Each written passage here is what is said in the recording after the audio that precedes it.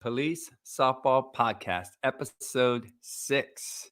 We are going to be talking about the rankings today. Super excited because the season is in full effect. We're starting to see these tournaments pop up. The buzz is getting going. Everybody's talking again, so I'm really excited about this particular podcast because we're going to be diving into the rankings, everything about the rankings and how they come to be. And I can't tell you how interesting it's going to end up being. I believe that this is going to be one of the more interesting topics throughout the year. And especially as we get closer to October, closer to Vegas, these rankings start to become a hot topic. So I'm excited about it. My name is Trini Trinidad, just so you know. I'm the host of this show. I am a veteran of the United States Air Force. I've been law enforcement for 23 years. I just recently retired. I'm a 2-time cancer survivor. We have a business called Biotex. It's a crime and trauma scene cleaning company. We've franchised in Dallas and Houston, but we're based out of San Antonio. So I'm excited to announce that we're going to be marketing our franchise business throughout the nation here soon. And I'm a nonprofit founder. I started an organization called Shields for Kids. And that's a wonderful organization that allows us as officers to go out in our off-duty time and to be able to provide for kids in the community that are in need. One of the emphasis that we put on what it is that we do is these officers are off-duty. So we're able to take away that stigma that comes with this is you're in uniform, you've got to go out, you have to do this. No, we do this on our own time and on our own dime. And we like to show our community and especially those kids in the community just how much they mean to us. So very proud of our organization called Shields for Kids. So on this particular podcast, we're doing something a little bit different. You are watching the recorded version of this Thursday at 8 p.m. And so it's going to be, we still have the live chat going though. So you're more than welcome to chat.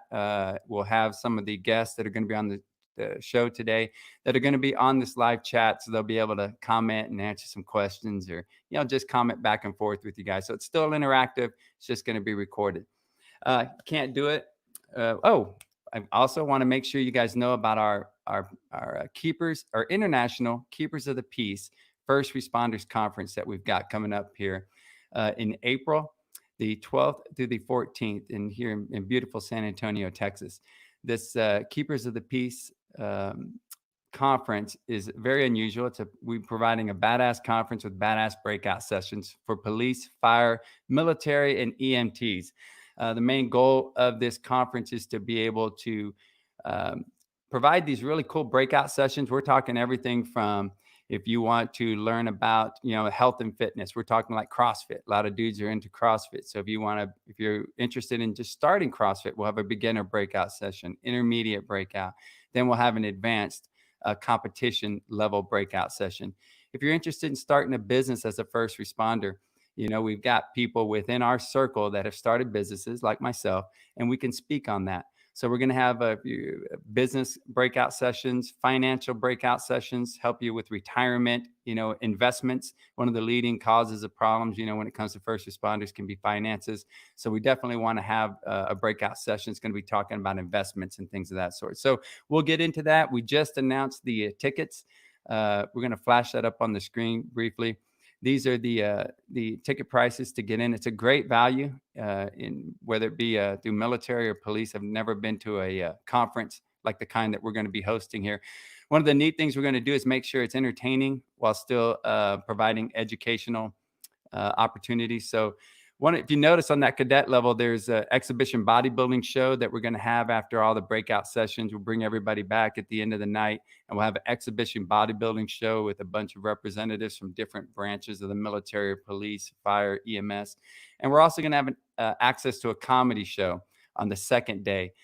This is going to be conducted by Travis Howes. We had him on the show here recently. There he is as a comedian. He's a professional comedian, but he also is a ex-policeman, ex-fireman, ex-military. Dude's been in all three, has a extremely important message that he has out there with the book that he wrote, and that's called Create Your Own Light, Finding Post-Traumatic Purpose. And so, man, he's an interesting dude. I invite you to check out his books. We also have sponsorship levels available. We have 1-star, 2-star, 3-star, and 4-star. We like to have fun with this stuff, man. So, we kind of went after the military theme here. And one of the things I want to point out is the 1-star sponsorship gives you an opportunity to pay it forward. There are a lot of first responders out there that aren't in a position to be able to attend a conference like this. And this gives you an opportunity to, whether it be you or maybe a couple of people get together and provide an opportunity for a first responder that is really in need of some of the things that we're going to be discussing at this conference. We can take that banner down now, though. PTSD, very big problem. Of course, it's not normal what it is that we see day in and day out. And, you need a way sometimes of thinking outside of your own way of thinking to be able to handle those challenges that come with being a first responder. Like I said in the Keepers of the Peace podcast, we go to work, we put the shield on, we put the vest on, and then we turn around and have to go home and still be who we need to be, just like anybody else. Father, mother. There are a lot of things that we still have to deal with in our everyday lives, and sometimes you need that different way of thinking. Listening to a guy like Les Brown, Tony Robbins, Alan Watts. All these people mean a lot to me. They've helped me in my struggles.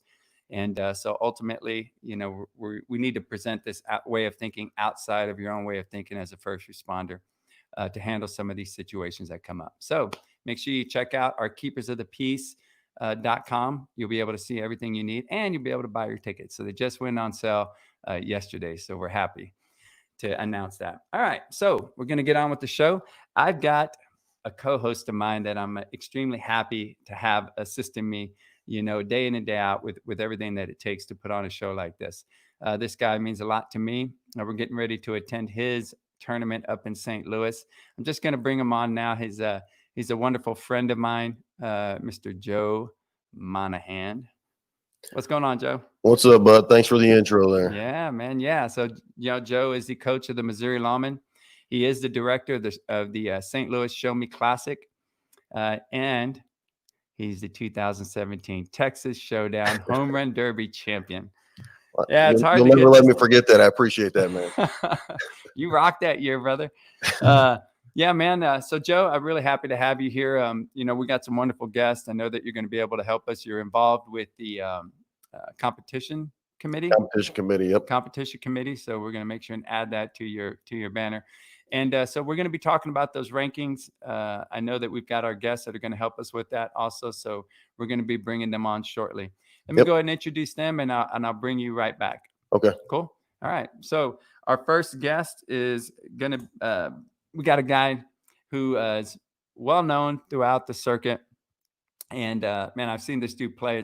You rarely see him get out. He's really impressive and really fast around those bases. He's going to help us. We're going to bring him on right now. We got Steve joining us here today on the podcast. What's going on, brother? Hey, how's it going, Trini? Thanks for having me. Yeah, man. Thank you for being on. So, man, Steve's with the DEA Combo, 2013 World Series All World. DEA Combo in 2014 was a Majors World Series champion. There is that team right there. A bunch of hosses also. There's a competition committee member, and he is a West Coast Hall of Fame committee member. So guy is really involved in the circuit of policesoftball.com, which we're going to discuss here in just a second. But ultimately, he's going to be helping us with this conversation today. And I'm really happy to have you, Steve. Thanks for having me. Yeah, man. All right. We'll bring Steve back here shortly. And our next guest this guy is from Louisville, Kentucky, and we've got another person from going to be representing Louisville here shortly in a different way. But we're going to bring on Justin. We got Justin Witt with us. What's going on, Justin? How you doing, Trin? Good, man. Good. So I get an opportunity to talk to Justin for the first time in person, but he's been watching the show and commenting regularly. And so I'm really happy to have you, Justin. He's a 2018 World Series Most Valuable Player. And in 2016, he's a National Police Softball Championship MVP. So, man, very accomplished there, man. Justin, what position do you play? During those years, I was pitching, but getting a little bit older now, I'm playing middle, shortstop. So, but getting a little I still coming out there every now and again. That's a good picture of look like somebody from the Hounds trying to take me out. So. Those guys, those hounds. Yeah, man. So I'm excited to be able to have you on, man, and to participate in the conversation today when it comes to the rankings. So thank you very much for taking the time to be here. Cool. Yeah, thanks for having me. All right, brother. We'll bring you right back. All right. So Joe, we're going to be talking. I know that you've got your tournament coming up here soon, and we're talking about the St. Louis Show Me Classic. Now, I've gone to that tournament. I don't remember how many years we've gone, but I mean, I know we've gone every year since the first time we've gone. Yeah. And one of the big things about this tournament is the, you and your team as host. I mean, you guys really make everybody feel welcome and very appreciative for their efforts to make it to your tournament. I know you do a lot, to try to get us to the games, when they're playing there with St. Louis, and ultimately you have a really cool players party. Badass environment, and the competition is always badass up there at the tournament. So yeah, man, you want to talk about your tournament for a quick second? Yeah, and I appreciate your support, over the last several years, continuing to come up to St. Louis every year. And I know I talked about the tournament in the second episode, I believe, or third. And I was, some things are still up in the air because of the COVID and everything else, but we're starting to get everything ironed out now. I got we're moving the player party on Friday night. It's typically a PBR down at Ballpark Village. We're going to be moving that. It's going to be at Westport Social, which is going to be in Maryland Heights, Missouri. It's in a really nice area, nice little plaza. And I'm going to put all the details for that on the website. People can check out the website for that info. I also, got a couple other things ironed out. I've been in contact with the Cardinals still. I'm sure everyone's heard that Major League Baseball has finally come up with a plan, 60-game schedule they're going to put together. Well, the teams are still trying to iron out their schedule. Once they get with me and let me know if they're going to be in town that weekend, I'll be able to post that out and let them know if we're going to have tickets available for that. If they're not going to be in town, we're going to set up some kind of a tour of Busch Stadium at some point. Now, that information again is going to be on the website. Yeah. Another thing we got lined up was provided bats again this year, and first thing I want to thank a couple people, George Reyes for reaching out to Mark Archibald with Demarini. And vouching for me pretty much. And then another one, Dennis Turner, who's a good friend. He and I've dealt with, DT over the last several years with providing bats for my tournament. And he put me in touch with Mike Cornell. And Mike Cornell, who's with Demarini, Louisville Slugger now. He's been in the industry for 22 years plus. He's worked for Worth. He's worked for Wilson, Mizuno. He's got the experience. He's coached several conference A, AA majors teams. He's got 12 world championships under his belt as either coach or sponsor. He's a member of the class of 2017 USSSA National Hall of Fame, and he's currently the Demarini Louisville Slugger slow pitch marketing and promo manager for Demarini. And we actually have him on the show today. I'd like to bring him on if possible so we can maybe talk about the product line at Louisville Slugger, has this year and what the difference is from previous years, new technologies, anything like that. Awesome. Yep.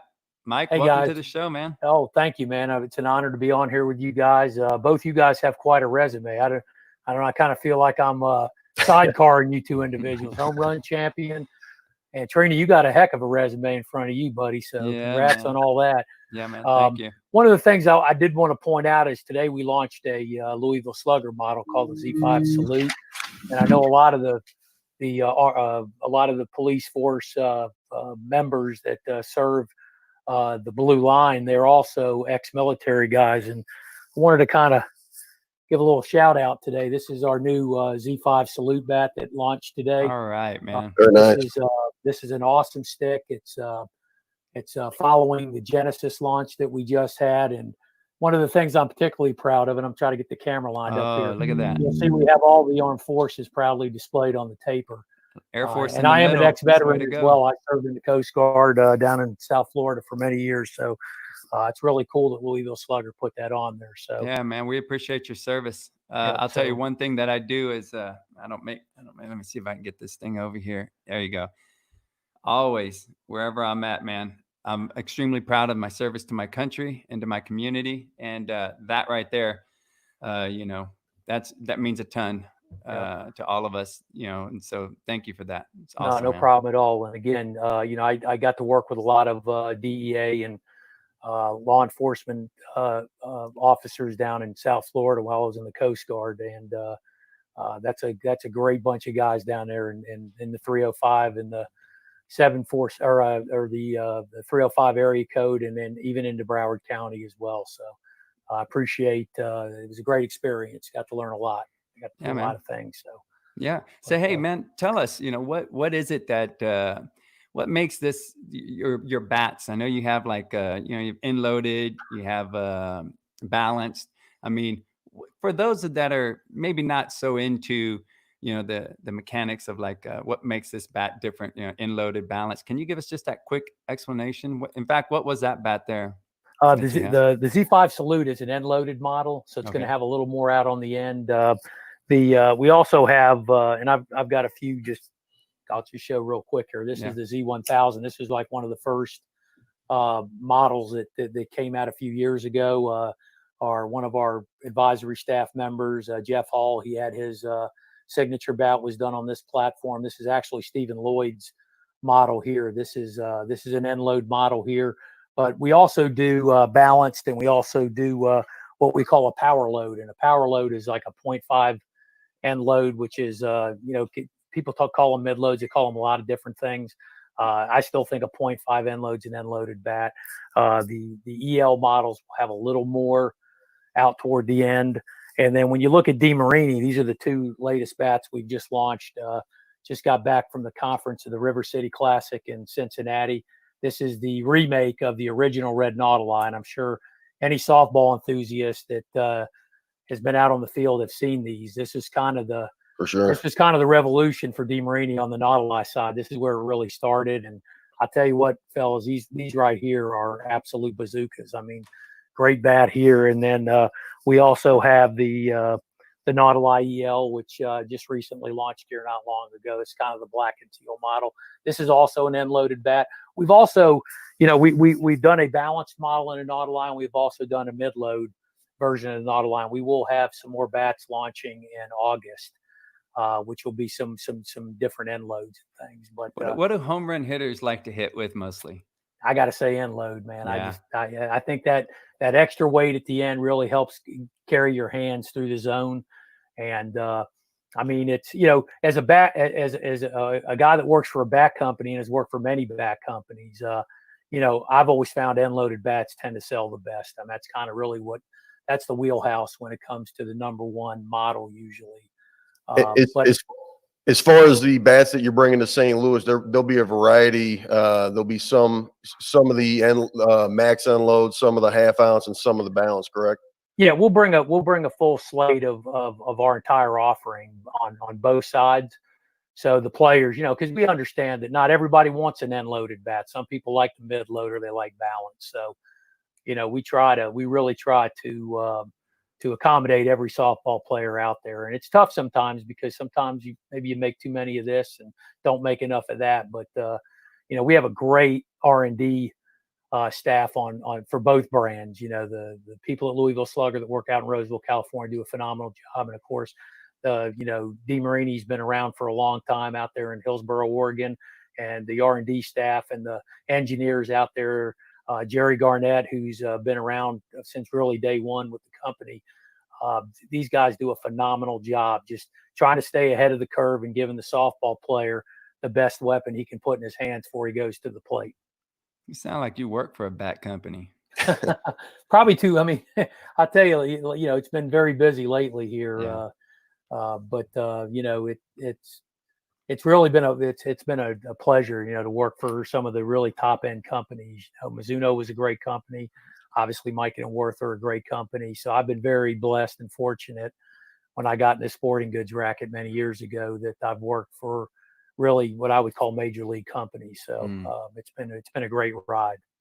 Cool. Well, I'll tell you, man, I know that you have a busy schedule and we wanted to bring you on the show quickly to highlight, the bats and ultimately, let people know that one of the things that I love about a tournament is having that bat provided. Just takes all the mystery out of who's swinging what and all, and it's just an even playing field. And it really adds a huge aspect to a tournament that would make you want to travel, beyond your state, and which is what we're doing, and to be able to go there and know that, all right, everybody's swinging the same stuff. And so, and that's a lot of times that's our ways of being able to find a new bat, because a lot of us stick to the same bat. We go to a bat provided tournament, man, it opens your eyes up to, a new brand, new models, things of that sort. So one of the advantages, one of the advantages of having a bat provided tournament is we actually get to put our product in players' hands.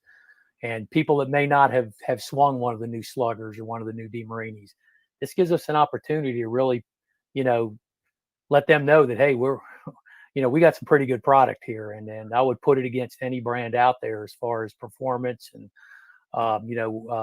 break in quick and everything the players are looking for nowadays. It's like I said, it's a tribute to the people back at our offices and in our R&D facilities and engineers that just do a phenomenal job, making sure that we're armed with the best bats to take to the players.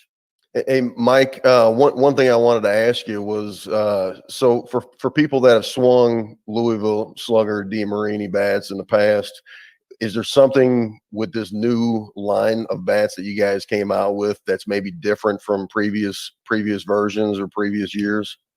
I think that the platforms will, always change, and they're always changing and improving. Not a lot of technology has been out since 2017, so it's been around for a while now. But as far as the Louisville Slugger technology, these last two platforms, the Genesis platform and this new Salute bat that have come out, they're a little bit different layup, and I think players want a bat that breaks in quickly. And one of the things that's great about a Nautilus, one of the things that's great about either the new Salute or the Genesis platforms is, it gives the players what they want. They want quick break in. They want to go up, put 50 swings on them, and then be ready to take it to the field and rock and roll. And of course, stay within the compression limitations and the certifications that are out there. So it's tough. It's tough for bat companies sometimes because we know what players want. They know what they want, and just providing them with the best product is finding that right blend. But I think Demarini, if you swing a Nautilus, you'll never be disappointed. I think like I said, that I don't know if any of you guys got a chance to swing the Genesis, the Louisville Genesis, when it first came out. This was back early in the spring, but I'll tell you, it's really kind of give a resurgence to Louisville Slugger as far as on how they're the performance of them and everything. Great. Yeah. Well, I'll tell you what, man, this sounds like a show in itself. Could probably stay on here for 3 hours and talk about bats, but I know we're limited to time. But it is interesting, man. And I'll tell you what, the biggest thing is to make sure that everybody knows that it is bat provided in St. Louis. You guys are providing those bats, and want to express on behalf of all of us that we really appreciate your support, especially during these times, man. Yeah, I It appreciate really it. helps a lot. So, man, Mike, we'll have you back on. I definitely want to have another show, and people are curious about bats, and there's a big demand for information on them. So we'd love to have you back, man. Yeah, and if you, like I said too, if guys got questions about the different models and everything, you can obviously go to our sites, slugger.com or demarini.com. You can, kind of take a look at the bat lines. And if you have any questions, I'm on Facebook and Instagram. Hit me up, and I'll be happy to answer any questions via, social media. So Cool. But anyway, guys, I appreciate everything you guys are doing from both the law enforcement side, the armed forces side. You guys are doing a great thing, and we're happy to support you going forward. So thank you very much for having me on. Yeah, Thank you, man. Mike. Appreciate you, guys. brother. Thank you. Man. All right. So, hey, a lot of information. I know that, without a doubt, bats are a big topic, and everybody wants to know, what makes this bat different, what makes that bat different. I know that, going to these bat providers really does give me an opportunity to try out something new, and everybody typically stays with one bat, but I think it's a great opportunity to test them out. So I always look forward to that tournament, of course, in Vegas. So excited about that. All right. So we came here to talk about the rankings. That's what we're going to do now. I'm going to bring back everybody. We're going to bring back Steve, Justin, and hey guys. So what we're doing is everybody who's tuning in right now probably has an idea of the circuit, policesoftball.com circuit. But what we're going to do is we're going to show the site. If you're interested in finding out, the circuit that we're involved in, it's the granddaddy of them all. This is the policesoftball.com website. You can see the hounds there at the top of the feed for the home on the home page. But if you look up, you'll see all the different tabs that are up there. We've got news, upcoming tournaments, rankings. The message board is a unique aspect of our site. It allows us to communicate with each other. Written, we're able to keep up with each other and what's going on in the league. So that's an interesting part of what it is that the ps.com website offers. Today, we're going to be talking about the rankings. So we're going to click on that tab. And on these rankings, you'll see that there is a West Coast and an East Coast rankings. And then as we go on down, you'll see the national rankings, and that's what we're here to talk about. So I think on the East and West there's 30, and then if you go down to the end of the national rankings, I believe there's 70 something teams in there. Let's see. There you go. 74 teams. Loose screws, in Canada. That's cool. It's all right, loose screws. Come on, keep it coming. You guys are gonna improve. Stick with it. So, hey, man, I love my Canadian connection up there. Tyler, what's up? I know he's going to be watching. All right, so we'll take those rankings down, and first thing we want to do is we want to talk about the positions that you guys hold. So, Joe, you want to go ahead and talk about what you're involved in. Steve and Justin can chime in. So Steve, Justin, and myself are all part of the competition committee with PS.com. We're involved with the rankings, coming up with the rankings. We're also involved in other things, decisions that need to be made either at the World Series or prior to the World Series regarding eligibility and anything any controversy maybe or controversial call or something that may need to be made at the World Series. Requested roster exceptions leading up to the series. Anything that might deviate from the standard rules. Yeah. Yep. So when we're talking about that, Joe, you're talking about eligibility. So there is something on the site that goes into detail about the eligibility, but what makes somebody eligible to play in our circuit? To be eligible to play, you have to be a full-time or retired, officially retired law enforcement officer or corrections officer, probation parole officer.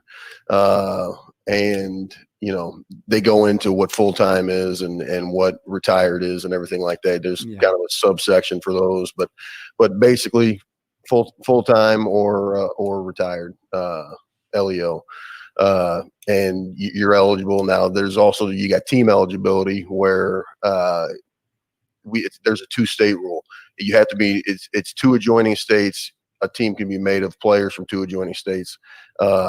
And occasionally there's there's somebody who's, who lives in a state where there is no team or adjoining state team, and it'll come up for a vote basically with the committee whether or not we're going to allow them to play with a specific team at the World Series or a tournament or something like that, and it gets put to a vote. And it's, and specific to this podcast rankings, it's similar to that. We basically, the guys that are on the committee are pretty active in the police softball circuit, and we're asked to basically take the teams, whether if we're an East Coast team or a West Coast team, we're going to take just the East Coast side or just the West Coast side of those teams and rank them from top to bottom. And then Jeff takes everybody's rankings. He averages them up and then comes up with the actual rankings. So we've talked about that before, because we have Jeff and Dale, who are the ones who founded PS.com. And, we're talking, there are those guys right there. And we're talking about a ton of work. I mean, you would think that this is a, like on ESPN or something with the amount of work. If we go back to those rankings and you think about what it takes to consider every one of those teams, what they do, throughout the year, it's amazing the amount of work that goes into this. And that's all heart right there. To put that kind of time into being able to come up with rankings is amazing. So, yeah, man, just so before we get too much into it, let's look at these rankings like East and West. Let's take LAPD Blue at the top. Can you explain to us when you see that ranking there? Well, this part here is their ranking history. So you can see in 2005, 2006, all the way up. They entered the circuit in 2005, for instance, and that was their ranking history. And that's their current ranking on top, in the West, number 3, and then their national ranking, number 4. But if we go back to these, when you think about up on top, you see the rank 5, 6, 7, all. That's kind of that same thing, right? It's telling you just where they ranked all the way up throughout the years. Yeah. So that's that at the very top of the screen. You got the years going across the table there, and it's 05 through 2019, I believe, from what I can see. Yeah. And if there's there's a few teams that have been here the whole time, then there's a few newer teams that may only have 18, 19 rankings because they're a newer team. But yeah, that's pretty much what that shows right there. Yeah, that's pretty detailed. So going back to back to the competition committee. So what are some of the things that you have come across when it comes to the competition committee? Because we're talking about a 2-state rule. Some of the people who are listening into this podcast or watching it, they may not understand why do you have a 2-state rule? I know before I came to the circuit, we played around Texas. There were no rules. It was just pick up whoever you want to pick up and just come to a tournament and play. And that's just, everybody just sorts it out when you play. Now, there's this rule. Why is that in place when it comes to our circuit? You want to take that, Steve? Sure. So the 2-state rule, I believe, and this predates me being on the circuit, was just to avoid the creation of a super team or taking guys from all over the country and essentially just making an entire free agent system, so to speak. So it was a way, I believe, the spirit of the rule was to kind of try to level the playing field and keep those super teams from forming. Long story short, I think that also helps, keep the circuit up and going. I mean, if you get these super teams and you're bringing the best play and you're pulling the best players off of all these teams, you're going to start losing teams because of that, in my mind. And I think that with that rule, you're keeping the circuit alive, kind of, keeping it going, keeping it moving. Trini, you're on mute there, buddy. Thank you very much. Yep. We have a 2-state rule. It's in effect to be able to, kind of stop these super teams from forming, if you will, kind of level that playing field. But, Justin, I know you're familiar with it. We do have certain states that maybe don't have as much to choose from. There may be a border state or something. They're kind of limited. I know that these topics have come up before. there has been conversation in the past about like, what do we do with these states? Can you kind of just touch on that a little bit for people who maybe are thinking about those border states and maybe don't have as much to choose from? Sure. So even though police softball has been around for a long time, we're still only in certain states. There's still states in the United States that aren't participants of police softball. They just haven't been touched, especially in the Midwest area. I'm not familiar with, like Tennessee. I'm not sure if there's a team that, pulls from Tennessee, that pulls from some of those Midwest states. But you get a situation like Hawaii, where they don't touch anybody. They're surrounded by water. So who pulls from Hawaii, and what does that look like? The topic of conversation usually comes up, and I'll pick on Steve a little bit, is look how big California is, or your state, Trini, Texas. There's a lot of law enforcement officers in those states. And when they start to combine, you get complaints of, does California really need to pick up a federal agent that works in, DC, or does California need to pick up that Chad Augustine from Hawaii? So the spirit of the rule kind of comes into effect with, those states, DC being anybody can pick up from there, right? They're their own area. So you'll see guys from DC that play for different teams across the country. You'll see guys from Hawaii who play for different teams across the country. But it's been a conversation for many years that, can we add a third state? Because, we only have one guy that plays from Iowa, or one guy that plays from Kansas, or there's no major team in my area. I'll shout out Big Brad Johnson, right? Because he brings that up all the time, that there's no major team in the Kansas area. So Brad is always asking to be able to go play at the highest level of our game. And that hasn't happened yet. So, yeah. Justin, I'm glad you brought that up, because I was actually wanting to talk about that.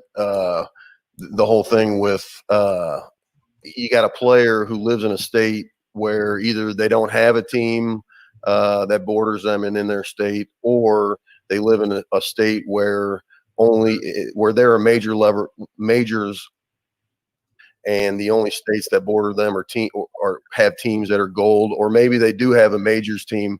For instance, there's a player that I spoke with recently who's in a state where there is a bordering state that has a majors team. That majors team does not want to pick up anybody else because it's going to affect their roster and their, camaraderie and everything else, the chemistry they have as a team. So this guy hasn't played the last couple of years because he doesn't have a team to play with. And I rack my brain trying to think of an option for a player like that in that situation where they want to play majors. They want to go to the World Series, play at the highest level, and they've done that in the past. But now their only option is a team that doesn't want to pick them up, basically. And I talked about this with Steve, the other day, and ran it by him. And it was my thought on it is if you have a guy in that situation, and I understand, in the past that's come up, and specifically, I know Ray Stiver, he moved from Las Vegas, and then LAPD wanted to pick him up, or they wanted to mutually agree to join up, and that was voted on, and I think people are in that situation. People are scared that the best team is going to be loading up on players, and they're just picking players that that are out there that are available, and if they were allowed to. So my thought is if you got a guy in that situation like Ray Stiver, or if you got a guy like the one I just spoke about who doesn't have any majors options, is that you take that player, and whether it's you got 12 to 16 majors teams that are determined at this point. And if you have 12 to 16 majors teams, and a guy wants to play major but has no option, maybe you do it like a draft. So if you got 2 or 3 guys that are interested but have no options to play majors, you start with a 12th team, and you say, hey, would you like to pick up one of these players? And it might, maybe they don't want to pick up anyone to affect their team. Maybe they need a pitcher, and one of the 3's a pitcher. Maybe they need an outfield. but start from the bottom and work your way up to where maybe you're strengthening some of the weaker major teams, and you're not necessarily loading up the top team in the nation. You know what I mean? And I think that, to me, I think that could work. Obviously, I think we'd have to run that by the entire committee and Jeff and everybody. But I think that, just thinking about that, I think they can work. I don't know what you guys think about that. One of the things that, hey, Justin, if you'll give me just a quick second, just to clarify for people who maybe don't understand about the major things, can you just discuss the divisions that we have right now currently? Because you might have some guys listening, like I try to get guys to go up as a team, and they're like, oh shit, these guys talking majors and trades and all that. And they, can you explain that they have, different levels? Justin, you want to talk about that real quick? Yeah. So we have different levels in our game. So there are 4 levels effectively, those being the major division, which is intended to be the highest level of caliber in our game. Below that, we then have the mid-major division, which would consist of players that could probably play on a major team and compete, but they also have guys that are, these are still very good teams, and they can go up at any time. I always you're talking semantics whenever you talk about these majors and mid-majors teams. The difference being is most of these mid-majors teams can go up and beat a major team on any given day, but can they beat 10 of them in a row to have a chance to win the tournament? And they usually can't, and they understand that. So below the mid-majors, you then have a gold division.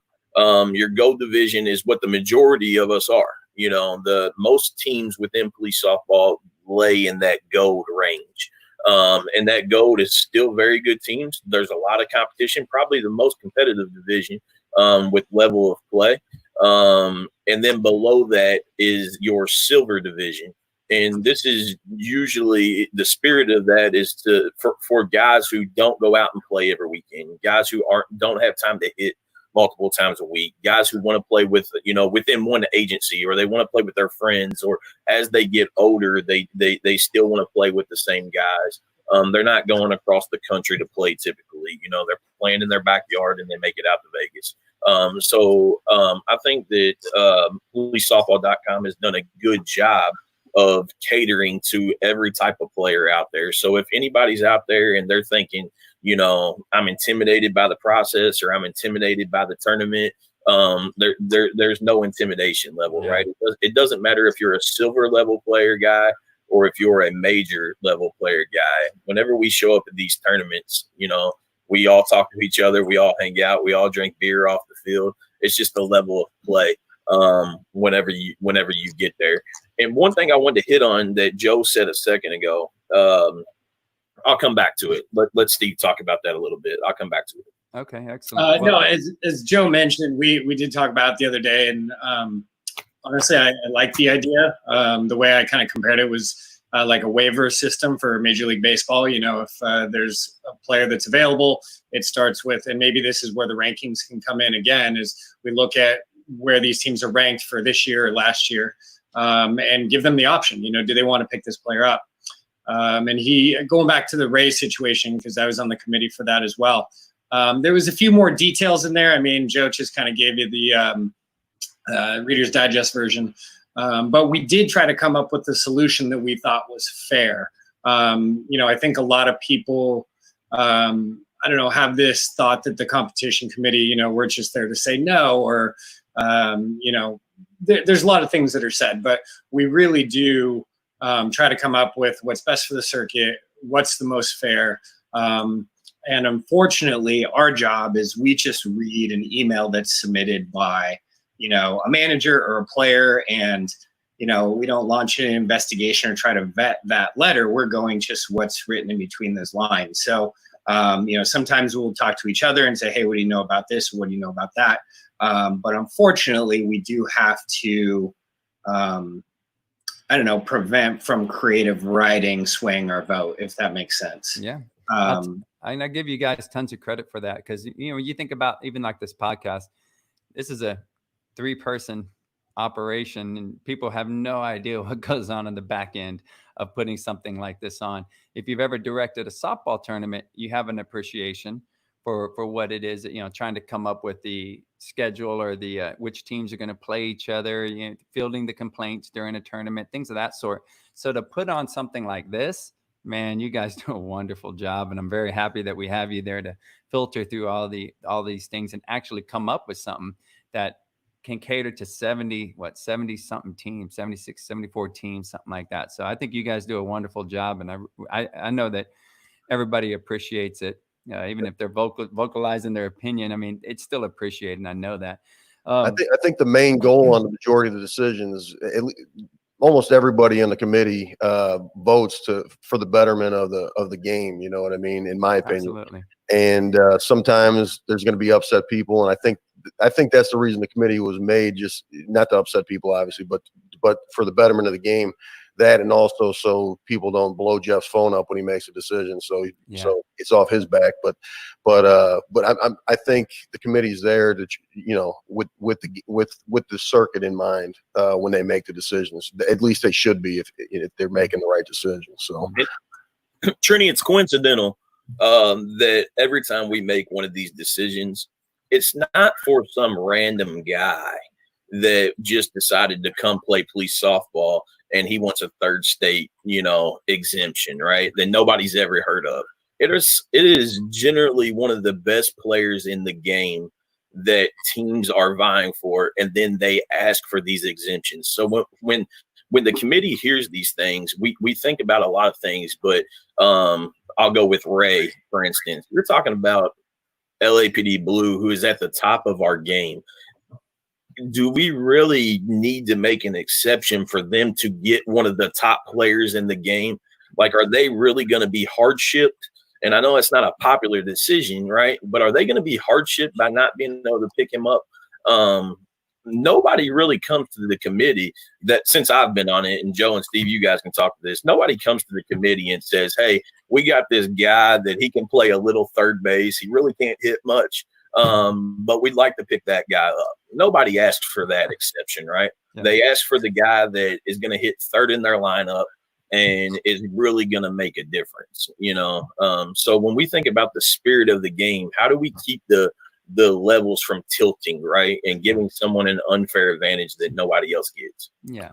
That's why I think what I'm saying, like Steve described it, like kind of like a waiver process, where if you do have a Brad Johnson and you got a Ray Steiber and you got somebody else who are interested in playing up and they don't have that option, and then you just start with the lowest team in that division, and you work. And if that team passes, they pass, and you can move them up, and then that team can pick one, and then move the next two, move up, and so on till they're all in a team, and they're happy because they're playing majors, and then the lower level major teams are pleased because they're picking up somebody that may be able to help them. And I just want to I guess maybe I disagree with Justin just a little bit on this. The caliber of the player really doesn't matter when we make those decisions. If we're going to continue with the Ray example, yes, we probably do field the most amount of exception requests for higher caliber players. But in that one specifically, it was because of the rule, and he had moved from Nevada to Montana. LA already had 2 states. So we were really spitballing of how, we all agree he's a major caliber player. We wanted him to still be able to play on the circuit. So I think the best, exception that we came up with was, hey, let's find geographically to Montana the closest majors team that only has 1 state. And we felt like that was kind of a fair, again, regardless of the caliber of the player, sure. Exception to the rule. I think Hawaii was mentioned. Right. And I think that they were allowed or are allowed to combo with Nevada. Now, they can't go outside of Nevada, but because of their geographical, Montana, let's call that, a land island, right? Like there's nothing around it. Same with Hawaii. But, certain other states, as I think Witt touched on before, they have the luxury, let's use California and the other states they touch, or Texas and the other states that they touch. They have a little bit more of a luxury than, say, like a Montana or a Hawaii. So, but I just wanted to, clean that up a little bit. That I appreciate that, Steve, because I didn't want Witt to get a bunch of hate. Yeah. So it's an unpopular decision, right? And yeah, to go back, it's not, the committee doesn't look at the caliber of the player, right? I'm talking from an outside perspective. Yeah. Right. Sure. Before I was on the committee, the way that I assumed these things happen were, man, you just don't want to take a best player in the country and put him on a very good team. And that's how you make decisions. That's not the way the committee makes the decision. The committee makes the decision based off of the betterment of the game. And as Steve said, when we looked at it, it had nothing to do with the talent of Ray. It had to do with California is a huge state, right? And they were already getting another state combined. Do they, no matter who the player is, do they deserve to have a third state added on? And I think that was one of the big decisions that we, or one of the big reasons we made that decision with Ray. It didn't have to do with him being, obviously a huge difference. I think that's an important point that you bring up, Justin, because there is an outside way of looking at this, and that's what this show is going to help to clarify. Because even myself, when it comes to rankings, the reason that this was so interesting to me and to our guest, our special guest that's going to be joining us here shortly, the reason it was so interesting was because, year in, year out, you tune in for the rankings. You're like, oh man, I wonder where we're going to be, and then, you may get ranked a certain way that you go, well, how in the hell did they come to that decision? I mean, we haven't played much, and here we are already this high, or vice versa. Like, man, we should be higher. I don't think we need to be that low. I mean, look what we've done.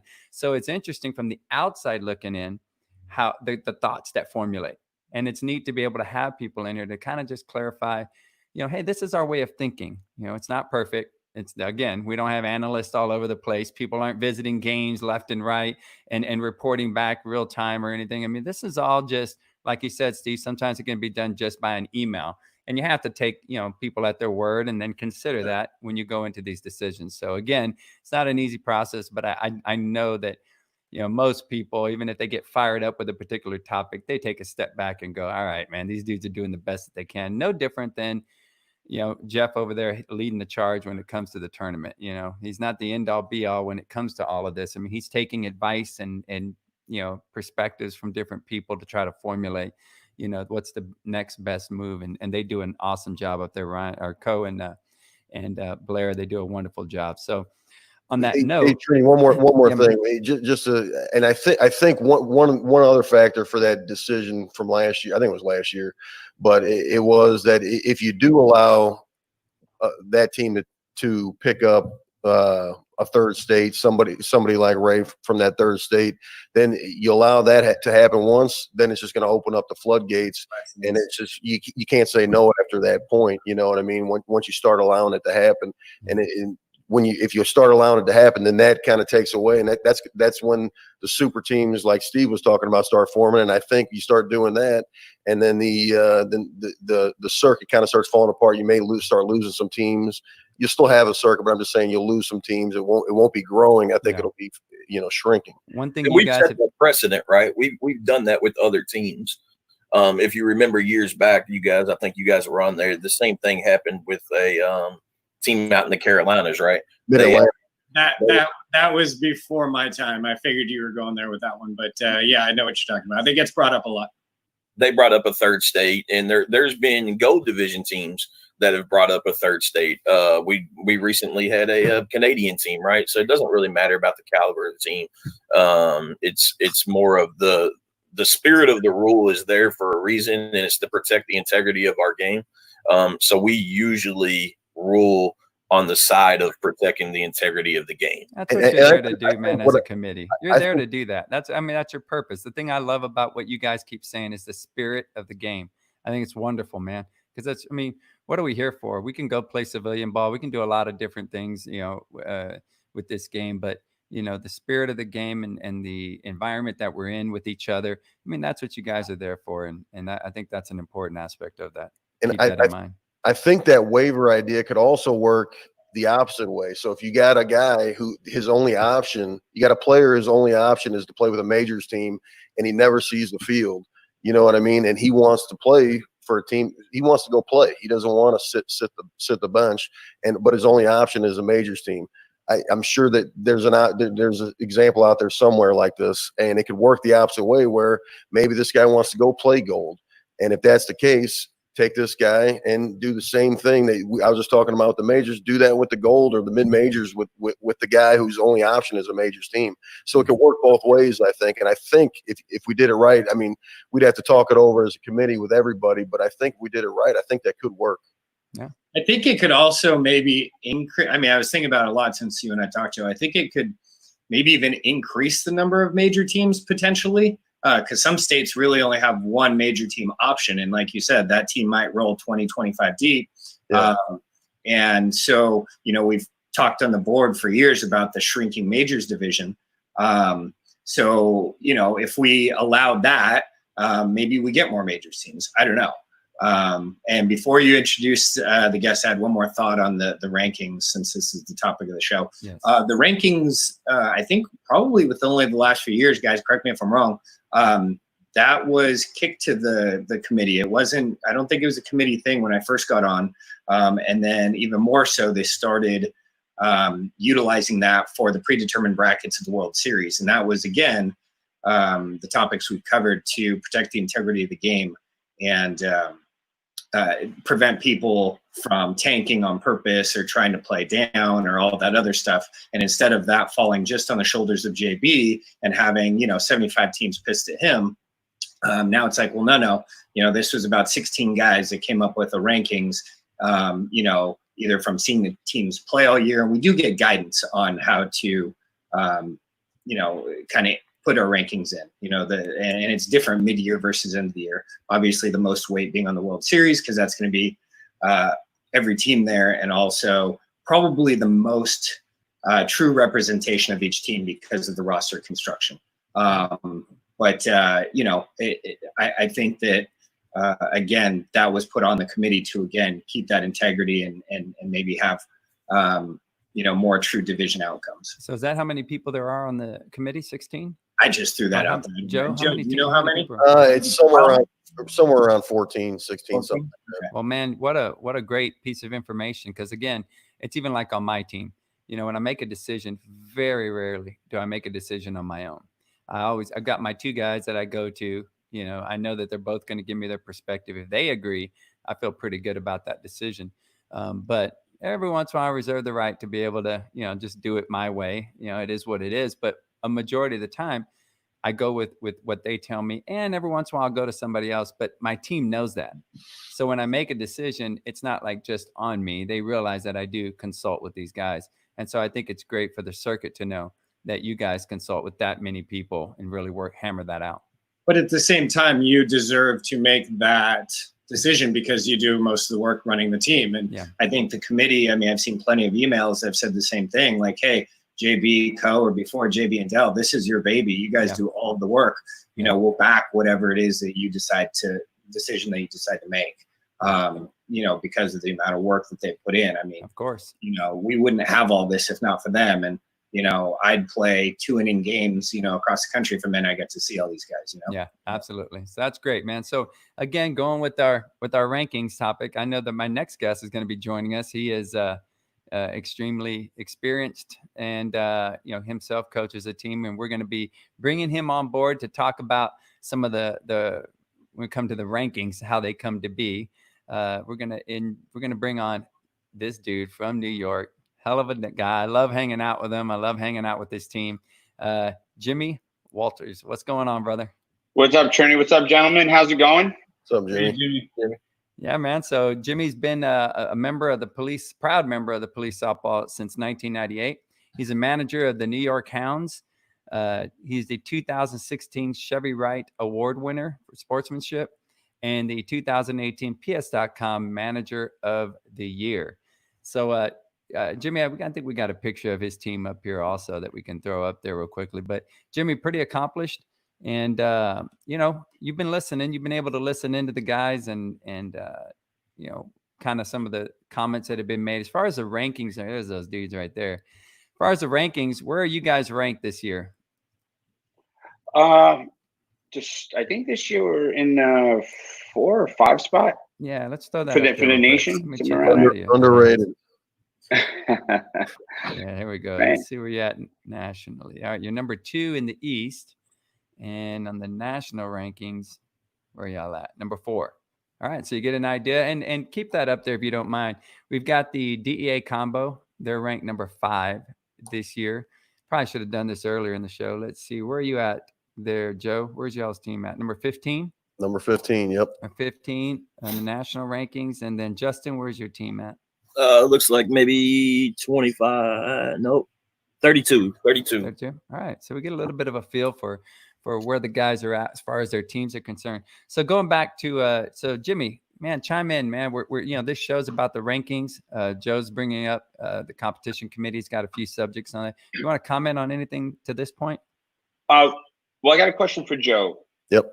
Because I know when I use I actually use the rankings to set up my brackets at my tournament, and also I help out Johnny Sanzo at his event down in Florida. Usually it's the first one of the year.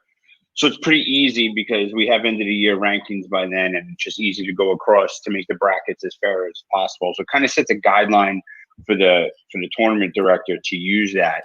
I would like to say that all tournament directors do that. It just kind of takes it right out of your hands, and if they're posted and that's what everybody's interested in, well, then you can't be upset about who you're playing in bracket.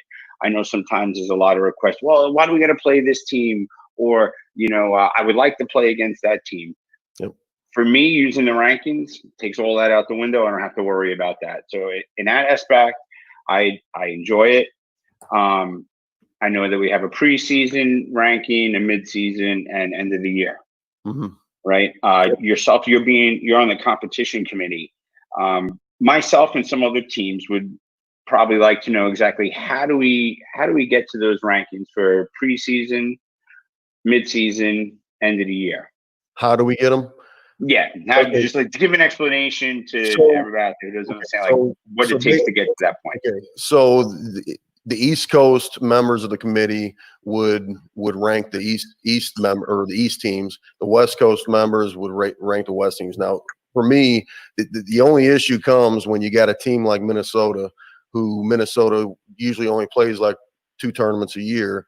They'll play, and they're both at the end. They'll play like a lead up to Vegas and then Vegas. So they're like they played in KC in September. They'll play in Vegas in October. This year, I think they may be coming, or they are coming to St. Louis in August, and they're doing Vegas in October. So when you get a team like that, when you're doing mid-season, typically the mid-season rankings come out sometime after the West Coast Conference. This year is going to be all screwed up, obviously, because we had 2 tournaments in February, and then everything's been canceled all the way through July. So, or up until July. So the rankings this year may be a little off, obviously, but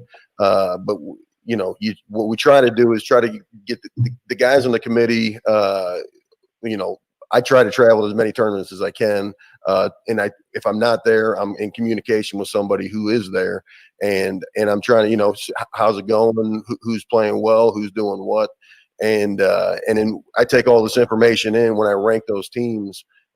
Me personally, that's how I do it. I take all that info in, all the teams I've seen personally, plus what people have told me that were at the tournaments, and rank them. But like I said, then you get a team like Minnesota who only plays a couple times at the end of the year. So when you're doing mid-season rankings at the end of June, beginning of July, Minnesota hadn't played yet. But they're typically in the top 10 is what top 5 sometimes. But they're always going to be in the top 10. But when you get a team like that, yes, you kind of just go. I typically take a team like that, and I'll base my ranking off what I thought of them at the end of the year last year. So maybe like last World Series, how did they play at the end of the year last year? And I know some of the guys on the team, and I know several of them. And if I know they lost some players or something coming up this year, maybe I drop them a couple spots for those midseason rankings. But typically, that's how I do it. I take my personal opinion of the teams I've seen, plus the word I've gotten from other people at these other tournaments that I didn't attend, and then I compile my rankings those 3 different times of the year. So would you say the end of the year rankings we're just going straight off the finish in Vegas, or is there actual input to where people are? I throughout think the year. Me personally, I do it throughout the year. I don't just go based off of how they finished in Vegas. Now that's obviously going to weigh on the decision. They finished second in Vegas. That's going to be a huge bump for them, I think, in the rankings. But I do it as a whole. You know, if a team's running through tournaments all year, they go to Vegas, maybe they take sixth or they take seventh or something like that in Vegas. They're still going to be high, I think, if they've beaten solid competition all year long and they finish first, and then they take seventh in Vegas. They may not be as high as, you know, number one, number two, but they're not going to. They might be, you know, 4 or 5 instead of 7 where they finished in Vegas. Sometimes, that makes sense. That being said, I'm just one person, so you got everybody, and everybody has their own opinion. And then Jeff takes everybody's and compiles one master list where I think he averages out like the places that people had them in, and you know, Justin, I don't know how you come up with your rankings, but if you want to go in on that. Well, sometimes it's tough on some of these tournaments, right? Because people want to play, and who do they pick up to play? So whenever you go to these tournaments and you watch them, one of the things I try to take in is, do they have their guys, or did they combine with Excellent 2 or 3 other teams? Excellent. Right. That's a great point. You said Trini and I were speaking about that earlier. Right. You know, a lot of times, you know, in our area, like my Louisville team, we're 2 departments. You know, people don't generally understand. I pull from 2 police departments for my Louisville team. So about 1,900 cops is what I pull from. We're in Louisville, we're about 1,200. In Lexington, the other department, they're about 700. So I pull from 2 departments. And if there's big events, you know, I can't get guys off work. So what generally happens is we'll combine, like for Joe's tournament, a lot of times I'll jump on with Kentucky Blue and go play with them, and we'll take some of our guys and we'll go up and play with Kentucky Blue. Well, then it's hard to rank Kentucky Blue, right? Because they usually have a pretty good finish in St. Louis, Joe, you know, usually pretty high up, but you have to understand that they're combining more teams. You know, one of the easiest teams to rank is usually the Shamrocks, because they travel so much and they play. Johnny Irvin does a great job, you know, of taking his guys. Agreed. I would say in the East Coast, between the Shamrocks and our team, we're the 2 most travel teams on the East Coast, without a doubt. And you guys and Thin Blue Line, you guys are usually pretty easy to rank. Whenever it comes to some of these other teams that you may only see them once, that becomes tough. It you know, like Joe said, I try to either travel a lot, or I try to talk to guys who are at the tournament to see, you know, how they are. Do they have their own guys? Did they pick up? And how are they playing versus competition there? So I would say the beginning of the season does reflect a lot of what happened in Vegas, and then what happens in the off season. Did they lose guys? Did they pick up guys? And so forth. The mid-season, usually this year is going to be different, is usually the easiest time to rank people because they've played so much. You know, this year it's going to be, we've talked about this on the committee and I've talked about it with JB. It's going to be pretty hard to rank people this year based off of nobody's played because of COVID. So you're going to get, you know, you guys, you know, you're obviously going to be a major team. You know, the DEA is going to be a major team, but there's going to be some frustrated teams out there that are in that borderline. You know, they're going to get pushed up to major, or they're going to get pushed down to mid-major, or they're going to get pushed up to mid-major or down to gold based off not playing all year. You know, that's a lot of money to spend to go out to Las Vegas and get put into maybe a wrong division. So I agree. It is tough. I do. And you know, my stance on it, I feel that we should definitely have more major teams. I'm not. It's hard. Here we go.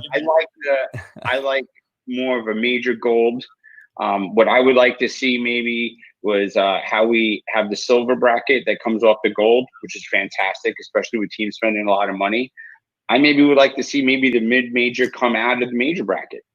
Well, they did that. They did that, Jimmy, back a couple years ago. Yeah, I thought it worked out great personally, but I mean on a bigger spectrum. The way they did it, I think they went to a 10 or 12 team, something like that. Maybe take the top 24, put them together, split 12-12.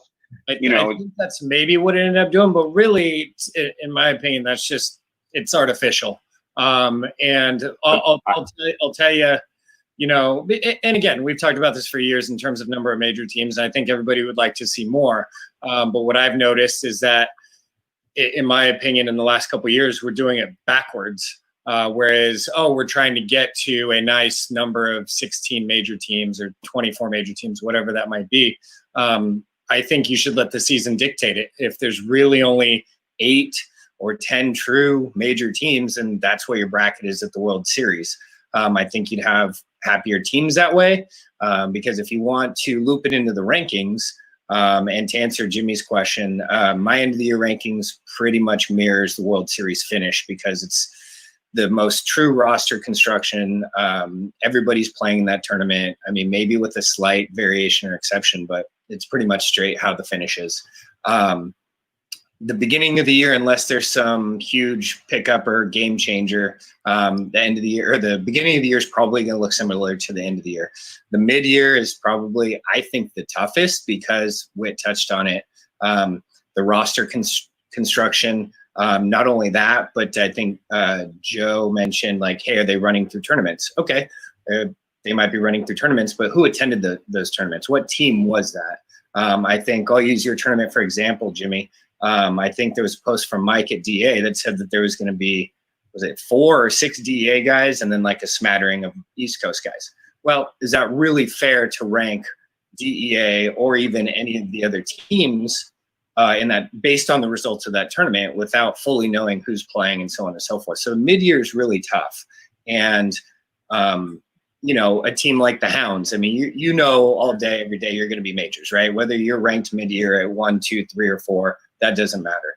Where the committee, I think, probably, I don't want to say struggles the most, but has to put the most thought into is where that cutoff line is at, 16 or 32, because chances are the bottom and top of that cutoff line might be pissed off either way where they fall. You know what I mean? I think that's agreed. But now you had mentioned something about like in a particular year that we may only have 8 or we may only have 12. What deciphers whether it's going to be 8 or it's going to be 12 in that particular year? Like, the teams disappear. Like, I'll just use out west. I can't really speak educatedly enough about out east, right? But you had Empire that won in 2018. That team just disappeared, right? No other major team. Yes. No, they got spread between DEA, LAPD. I don't know if anybody went to SenCal, but I mean, when teams disappear and everybody pluses their roster up to 20 or 25 rather than replacing that team, then I think your division has to shrink.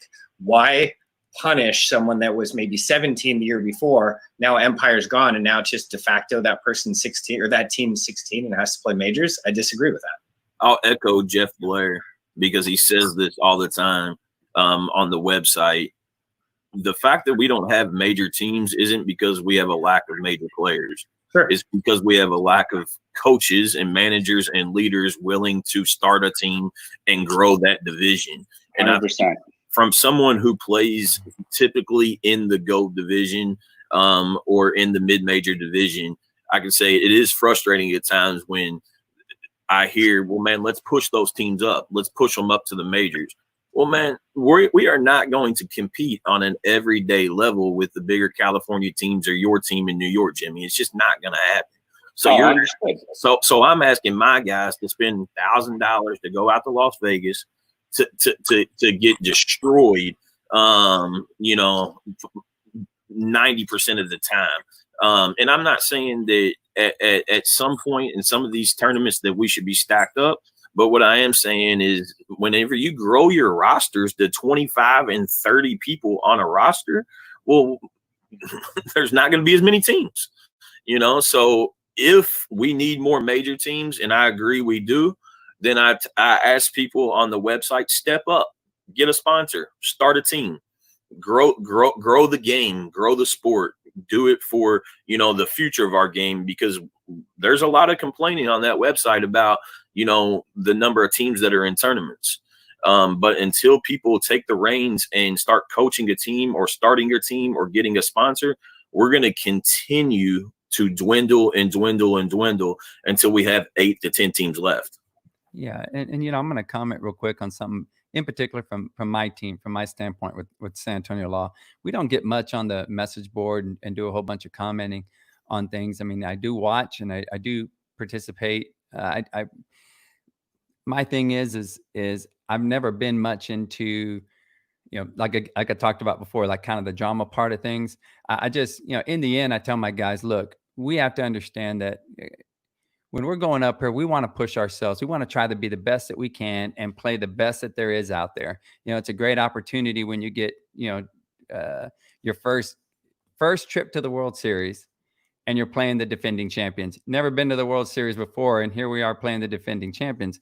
Even with that, what I loved about it, what I told my team was, hey, look, man, this lets us know where we really are. I mean, hey, we were pretty damn big in Texas, doing our thing here, but man, now is a whole nother level. This is where I was coming from, guys. We got to put that commitment. We got to put the time into it. We come up here, we don't want to necessarily, be a division down and win it. What does that do for us? We want to be where we need to be, and we just got it handed to us. We want to be in the majors. Let's do what we need to do and step up our game. Now, on that same note, I have to kind of piggyback Jimmy. When we had played in St. Louis, the big thing for me was I didn't want to let any tournament. I never want to let a tournament director down. If I tell them I'm going, I'm going. And I've told Joe, I've told Jeff on quite a few occasions, look, dude, I got 8 guys.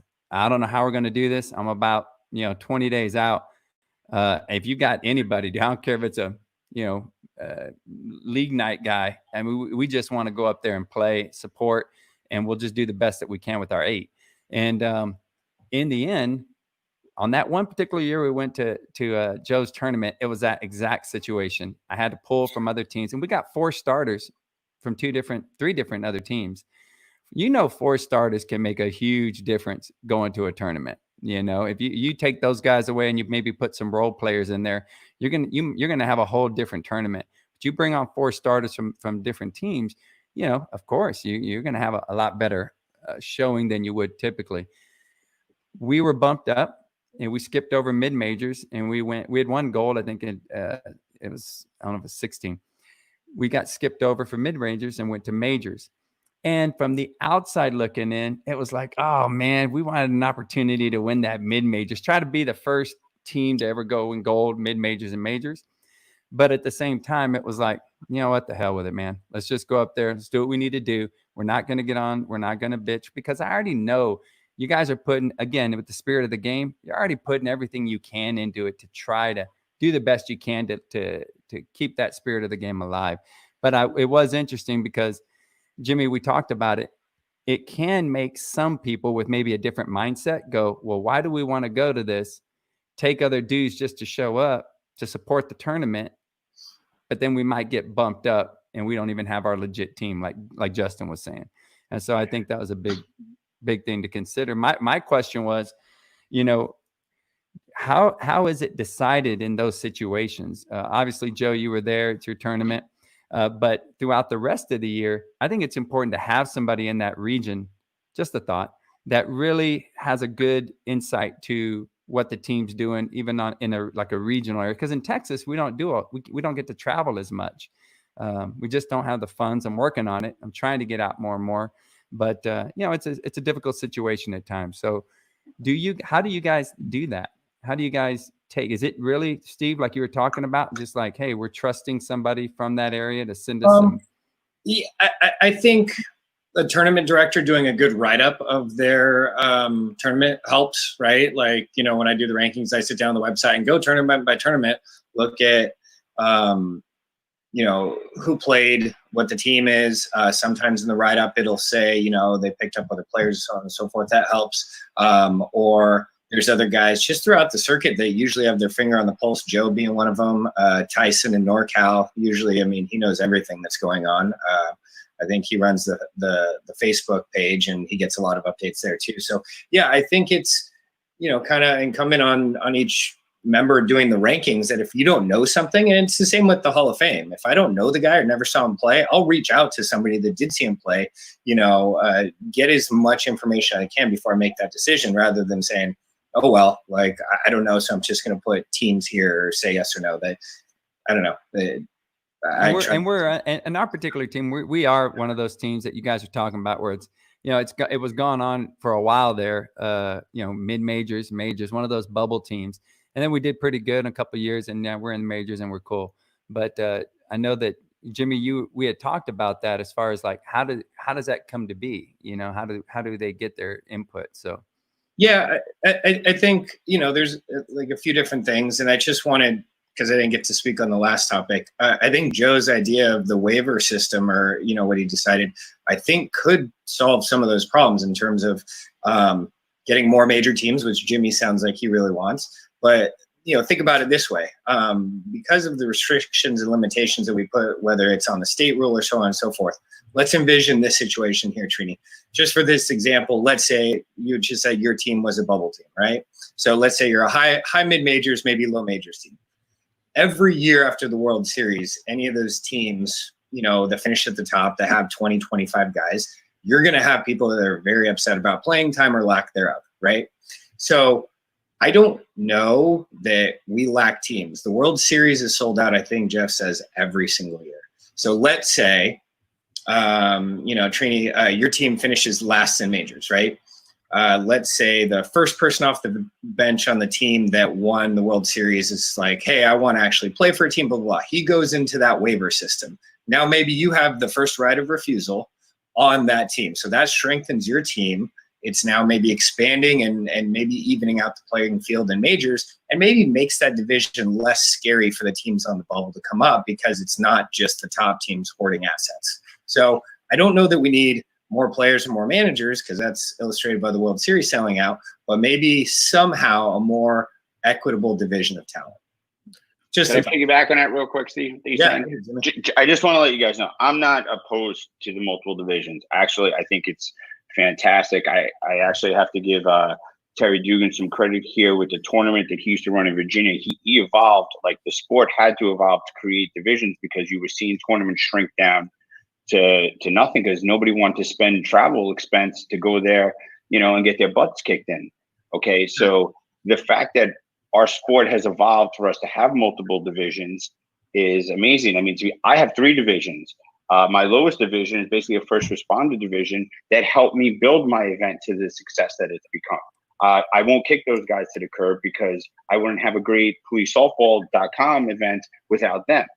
So I completely understand about the evolution of our game of creating the mid-major and the gold, and even the silver. Not against that. But now what I want to see is how are we going to evolve to keep the major division strong. That's what I'm looking at. I'm not looking at to cut down the other things. And that's what I'm saying. You have so many people on those majors teams. I think that is great. I think it's awesome. I mean, part of the reason is that I guess our culture and our world has changed, because, for years, it's taken me years to build up the Hounds to what we are today. I mean, I've been around a circuit in '98 in New York, and I saw some of the greatest teams on our circuit between Metro and the Blues, and every time I started to get something going, hey, I'm the new kid on the block. Do you think that major player wants to hang out with me, or he wants to go play with the sexy Metro team or with sexy Blues? You know what I mean? So I hung in there. You know what I mean? Yeah, I was the run. Even years back when I played on the Shield, on the Shield, we were the third best New York team. You know what? But we went out there and we did our thing, and people stay with it because of the camaraderie of our circuit and want to be there. I want no part of Civilian Bowl ever again. You know what I mean? I played it. It was done. Actually, I haven't played in the civilian event since like 03 or whatever. If I'm going to go to a police event, I don't want to be involved in it. So my aspect is, I just kind of feel like I took my lumps to get my team where we did for years. I agree. And I just think some teams they might have to take a couple lumps before they get to that next level. But didn't you get a handful of players from the Blues, Jimmy? Like that's what I'm talking about. It's the reallocation of the talent. Okay, well, when we did, I'm not falling for it. No, not at all. But let's understand what happened here. At that time, we were already an up and coming team. Sure. Okay. If there had been a mid-major division, which there wasn't then, we probably would have been mid-majors. Right. You know what I mean? I never went into a tournament and asked to go down. I mean, my good friend Ron Bridden, I remember years ago, we were like a bubble team going down or up. He's like, what do you want to do? Be the 8th seed in the upper? Hell yeah. I always do. I'd rather get punched in the face by the champ than anything else. But not everybody thinks like you, though. And I think that's the problem. There are people on the, and not just on the circuit, but anyone that would rather, take their lumps and try to win the highest. I know a lot of people like that. And then there's other people who are very okay with being, in a division that they feel comfortable with. Let's put it that way. Yes. And did I get some players from the Blues? Yes, we did get some players that came before the Blues disbanded. Right. Torelli ran an amazing organization for all the years he had it. And, his time, like he took over from Metro. Now I took over from Torelli with all due respect. And I learned a lot from him. Sure. I was a little bit of a softie. I learned how to be a little bit more of a hard ass with guys, with being a little bit cutthroat from Torelli. I got to give him that, and that's kind of what took me to the next level. But, we didn't, people are coming here now we're in a position where we're the sexy team and we're getting a player. But on retrospect, also another thing I love about the Gold, you look at the new team Necessary Force, the majority of that team and the manager are all former Hounds. And because of the circuit, they wanted to keep that going because they weren't getting the playing time. They understood it. It wasn't any kind of animosity. It was almost like, hey, we want to go do this, keep it going. We're their biggest supporters. We do our fundraising together. I go out of my way to help their coach to do everything for them to succeed. And they're already getting better. You know what I mean? And they're striving over and over again, to raise in the division and do well. And that's what we hope for. But Jimmy, that's a part of what I believe. When we talk about the spirit of the game, the competitiveness, for me, it's like, it's not just the end result, man. It's that journey. And that's what I like about, playing against the majors teams is, man, we get to go through those years of going up there going, holy smokes, man, what are we doing? We cannot come up here again and do this stuff. Told you we got to get together for practice. We've got to hit, we've got to do these things. We need to raise some money. We need to go travel. We can't stick in Texas because we get a false sense of, accomplishment by staying local. We need to travel to some of these big tournaments, man. It's that way we're not so intimidated. All of that stuff is what made winning the World Series in 2016 so special, because we had gone through all of that before, all the struggles of going to Joe's tournament. You can ask Joe, man, we've gone to his tournament and proof positive. We've gotten our butt handed to us. I mean, we're talking after we've already been established and playing in the circuit. We go up there, man. But what do? We're there to 1 year. We're going to win this thing, and we were able to go up there with the help of the guys from those other teams, Team Texas and Lone Star. And, we were able to go up with a few extra guys and we were able to win it. But a majority of our team was with us. And so taking those lumps and getting to the end result, it just isn't about that winning that trophy or the medal, man. It's all the stuff that goes along with it that makes it special. That's what I would tell teams. I think you better be careful because that Houston team's legit, and I know they are. Oh, trust me, dude. I know. I think we're talking about two different things, though. I'm not suggesting that people jump ship. And Jimmy, you being in New York and me being in California, we have a lot more options than say maybe Joe does in Missouri or Witt does in Kentucky. Like, what I'm saying is, and correct me if I'm wrong, Joe, but you're the only majors game in town in the state of Missouri, correct? Correct. Okay. So if, say, another major caliber player came around in Missouri, Joe's already carrying a pretty heavy roster, says, hey, either I like the chemistry of my team or I don't have room for you. How nice would it be if that guy, or maybe Joe takes that guy on, but someone else doesn't get playing time? However that shakes out. Hey, now maybe Witt's team has the ability to put, if they're on the lowest on the waiver, to say, hey, I can pick this guy up regardless of the state. He gets to play majors. Now maybe we're helping out Louisville a little bit. We're making this division a little bit more competitive. So I'm not talking about jumping ship. I'm talking about maybe leveling the playing field for some of the smaller states or players in the states where they have literally maybe one option to play majors. And I think the byproduct of all that could grow that division by giving both players and additional teams that might be on the bubble more options where they might not have it. That's all I'm saying. Jimmy, what do you think about that waiver process we were talking about earlier? You have any thoughts on that? I think the waiver process would work everywhere except for my area and Steve's area. Yeah, to be honest with you. Well, you guys had brought up issues with that there was a couple teams that use a 3-state that were grandfathered and stuff like that. I heard Justin mention before that you had to deal with it. I personally don't have a problem with the waiver if it's going to make the division better. That's ultimately like what I would like to see be done. A lot of times people say, well, Jimmy, you have 35,000 cops to choose from. Okay, well, 35,000 cops don't all play softball, and there's also 6 teams in the tri-state area that are playing. In addition, as you could ask any of the guys who work in the tri-state area in certain times of year, it's almost impossible to get off. So it could be difficult at times, for us to field a team, especially in the summer months. At sometimes the Hounds have been called pedestrian because we didn't have a good showing at a tournament. But hey, we went down there, and guys like me and my other coaches, we're out there just to fill it out. We're there for the weekend and drink beer with the tournament director and the other teams because we don't want to let them down. In an aspect where you guys are saying waiver, now, so Joe's team wouldn't get the waiver player, but would the waiver player go to a 2-state rule or to any state? I think Joe was saying wherever that rankings is. So whoever is at the bottom of maybe that respective division for this, example. For that area? No, the way I was thinking is you got, it's for whatever. If you got a guy, let's say there's a guy in Missouri, I don't want to pick him up. I got 20 guys on my roster. It's gonna screw with my chemistry and my team. There's a major guy in Missouri that wants to play major. He's got no options. So then let's say there's 12 majors teams. I don't want to. Let's say I'm ranked 12 and there's 12 majors teams. I don't want to pick him up. Then he has the option. Team 11. 11 team? Yeah. No matter where that's at, whether that's in New York, whether it's in California, you know what I'm saying? And just move your way up. And if just to get him on a majors level team so that, so he doesn't have, if he's a major level player that wants to play major level ball, just trying to figure a way out for that to happen and not, I like that. But I like that with that waiver that comes with a stipulation. He's got to stay with that team for 2 years.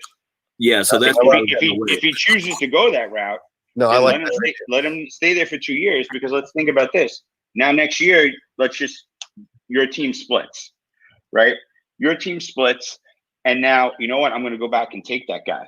This guy just went and helped him out. Oh, he chose to go there. You're helping this other guy build that team. You got to stay there. You had to put a time limit that he's going to be able to stay with that team. I would think 2-3 years. I like that a lot. I think that's a good idea as well. And I honestly don't think any of the managers in the major division would be upset about that, because we need to grow our division. Like I said earlier, we have to figure out a way to evolve, and that's part of evolving, Joe. I mean, that's a great idea, and I'm sure we could all put our heads together and come up with something to help grow that. My thought process evolution is not shrink what's going on underneath, but we got to come up and help something up top before we're left with six major teams. And I think it hits on another thing as well that I know is big, and what Trini tries to push is that it also opens you up to people that you play with across the country that you might not necessarily do before. Jimmy, you got to experience that. We got a chance to play together for the first time in Kansas City last year. We had representation from, I think, 8 different states when we counted it up. Yeah, it's pretty awesome. It was awesome. Yeah, it was great. I mean, and we did horribly in the tournament, admittedly so, but we had the best time. I think we got a picture of that too in one of those. We'll I'm show sure it here in just a second. Yeah. And that's really a cool thing, Steve, is that, I think that's one of the neatest things about, kind of this format of having a podcast to be able to talk about this. Yeah, I've got the opportunity through this to have invites to go play with teams. Like, hey man, come on up and join the team, dude. Just come hang out. Jimmy's invited us to go to New York. Joe and myself are planning right now on heading up there to check out the tournament. But I love being able to have that. It's not just your team, man. It's such a neat thing to be able to go and get to know people and play on different teams. I think we got a picture, Carly, of that. Nope. Well, that was the first time. So that's actually when I met Joe. That's 2015 West Palm. And a couple guys from Missouri wanted to come play with us, and we said yes. And again, if there was the 2-state rule, that would have never happened. Yeah. And just from that tournament, I've become really good friends with Joe over the last 5 years. And, that allowed me to play with them in Chicago last year and other opportunities that popped up. And that actually also was the genesis for DEA making the trip out to St. Louis the next year. And just by Joe being allowed to play in that tournament with us, without those restrictions, it was almost like the butterfly effect of a lot of super awesome things that may not have happened otherwise. I mean, correct me if I'm wrong, Joe, but wouldn't you agree? I agree 100%. And that's something I touched on, I think, a couple episodes ago, where I said, if guys in this circuit have the option, whether you're coach or whether you're player or both, and you have the option to maybe go pick up and play with another team, go out there, do that, man. It's a good experience. Not only to go out there and hang out with guys and meet new people, but also you get an idea how other teams are run, how they handle situations, and you can pick up things to use with your own team as well. You know what I mean? But like Steve said, man, it's that tournament. Some great friendships came out of that tournament. I'll say that. Joe, I got a question on your waiver thing. Yeah. Does the player have a say? The only say that the way I was, and I actually talked about this with 2 players that were in this situation that are looking to play major ball, and they don't have that option. So I've spoken with 2 right now, and they don't care what team they play with. They just want to. Let me give you an example. Yeah. If let's say the closest team for Justin Witt is the Ohio Lawmen. Yes. All right. And the Ohio Lawmen's ranked 13th. Okay. Right. The 14th ranked team is something in California. Right. And it's a major team. Does the player have a say? So if the California team decides to adopt me, what happens is more likely to play with that California team, I'm going to have to fly across country. Yep. Whereas Ohio Lawman's in my backyard and they're 1 spot away. And I think that's a great question and great point. My opinion is, obviously we're gonna try to hash. I think this is good conversation to move over to the committee itself as a whole. But I think those are good questions that can maybe bring up some conversation and try to determine whether that needs to be like I think Jimmy brought up. Is it just going to be regional? Is it going to be the easiest way to me is you just go with the rankings, go down. And if you're wanting to play, if you don't have an option to play major and you want to play major, I think you just got to have that mindset that, there's a chance that I am going to have to travel. If you want to play major ball, you're going to have to travel. And I think Justin's on to something pretty good there. I mean, why not? Like you said, what if it's a California team? Then he's not going to be able to play with them during the year.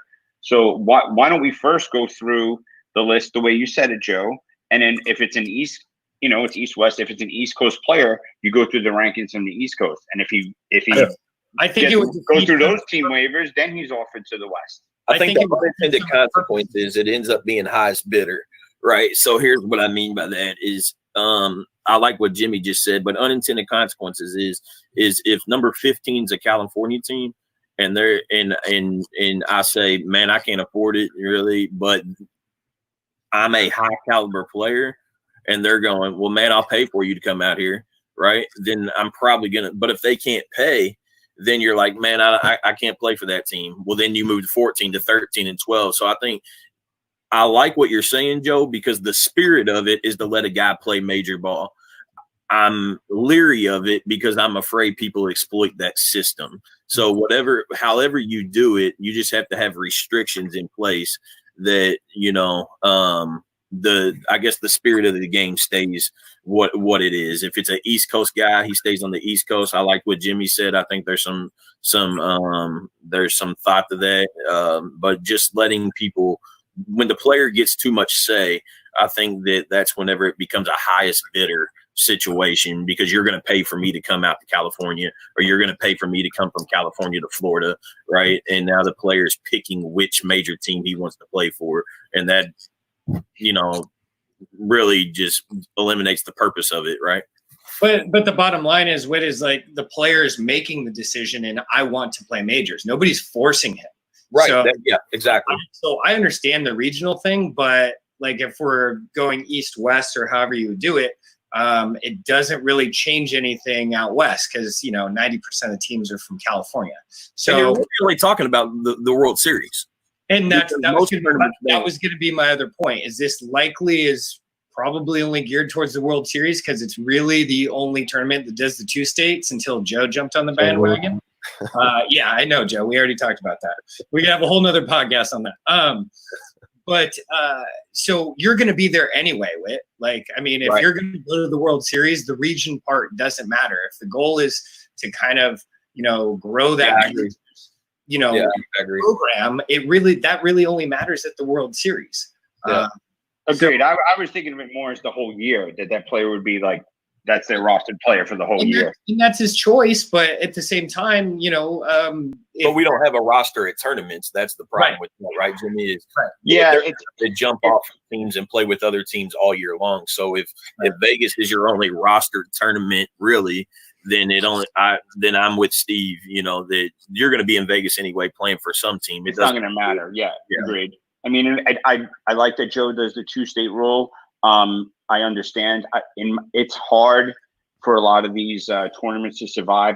I would like to do it, but also too, I don't want to have guys who want to come who can't have a full team, and I'd rather see guys come out there because honestly, at our event, I mean, the competition's awesome, but our tent area, our party area, I mean, that's where friends are met for lifetime right there, and for me to have guys come.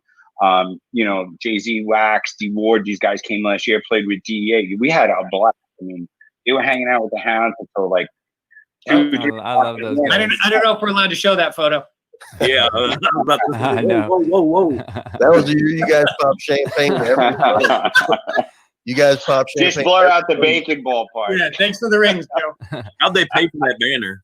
Don't ask. We'll talk about that. It is difficult because we do highlight most of what we talk about with our circuit, ps.com. But from a personal side of this, I enjoy going to tournaments that don't have the rules because it gives those opportunities to for that camaraderie part. And that really is the biggest thing for me. I mean, don't get me wrong. I love going to Vegas and I love, competing against, with those particular parameters in place. But man, I would not have been able to hang out with Joe or even the guys from Florida that came down and they talk about our, when we had our tournament here, the Texas Showdown, they talk about how that was, one of the best tournaments they've been to as far as like getting the guys together and actually getting together and go play.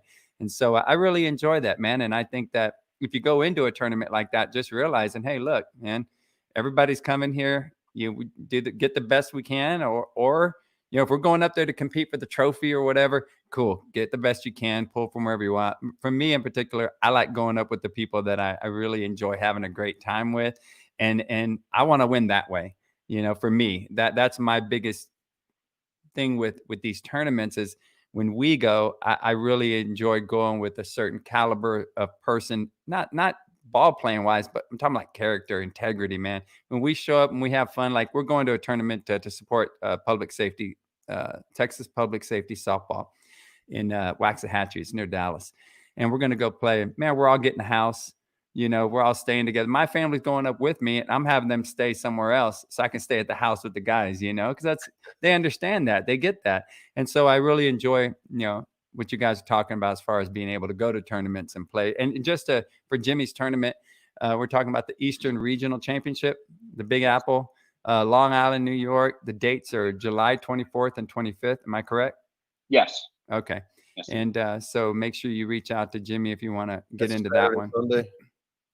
Friday, Saturday. Friday, Saturday. Okay. Yeah. Normally we try to hook everybody up with either Met Yankee game on Sunday, but everybody knows what's going on right now. So that's unfortunate. I mean, it looks like opening day is going to be the same day as our tournament, July 24th. It's looking like, but we're going to put something on as best we can for everybody that's coming. Cool. Well, as far as the rankings are concerned, I mean, I know that's what this show is about, but we ended up getting into, some other a lot more topics. Sorry, other topics. Yeah, but I love it, man. It's a beauty when you get a bunch of friends together. I love it. And so let me ask you, I know that this is going to come up again. I know there's going to be follow-up, on the message board. Hopefully these guys are finding out about the podcast and tuning in. Who would we bring back to have a second, like a follow-up show on this one, who would you guys like to see back on here that maybe has been vocal about, the rankings or even Ruben Ruiz. Okay, cool. Ruben Ruiz. Yeah. I would say Central. Tyson Becker. Tyson Beckner, yeah. Have you guys have already had Jay-Z on the show, right? Jay-Z's Yes. been on the show. Yep. Yep. But I'd love to have him back. So yeah, man, we'll get into that, man. It's a follow-up topic. I think that Joe, we're working on the subject matters that we want to, talk about. And again, as we get closer to Vegas, I know that's all going to be about Vegas. We're talking about shows like, bringing up a part of a show about like where did these teams go when they're in Vegas? Like, give us some of your highlights, man. As a team, where do y'all traditionally go when you're in Vegas? Everybody has their spots. That's dangerous. Jimmy can't tell you on camera. He can't tell Yeah, you. that's dangerous. It's gonna be a little rough. Yeah. I try to be well behaved there. I bring the misses every year. Be easy. That's what Kansas City was for last year. That's true. That's true. So, Steve, y'all's tournament. Do you have a tournament that you guys put on? Nitro does not have a tournament that they put on. No. What's one near you guys that you guys go to that you like, that you think you'd like to see highlighted? Well, we just missed the West Coast Championship, obviously.